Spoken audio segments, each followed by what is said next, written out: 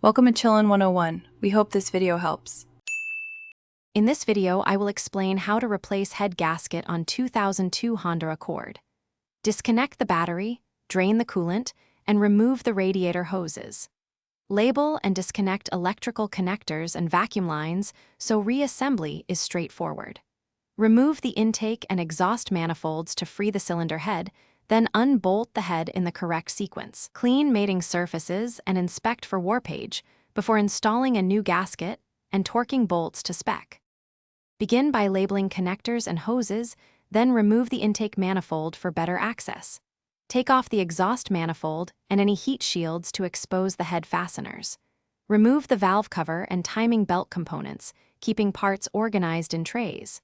Use the correct sequence to loosen head bolts gradually to avoid distortion.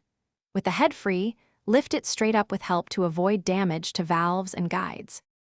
If you're finding this helpful, please subscribe and like so I can make more content. Quick recommendation: the Shark AI Ultra Robot Vacuum handles sawdust and debris with voice control, so cleanup after a gasket job becomes effortless and almost fun.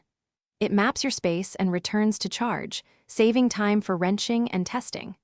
Check the description for the link and other deals. Now let's get back to the video. After the head is off, inspect for cracks and check warpage with a straight edge and feeler. Resurface if needed. Clean the block surface thoroughly and place the new head gasket correctly. Install the head, then torque bolts in the factory sequence using the specified stages. Reinstall timing belt, manifolds, and accessories, refill coolant, reconnect the battery, and run the engine while checking for leaks and proper operation. Thanks for watching. Consider subscribing if we helped you.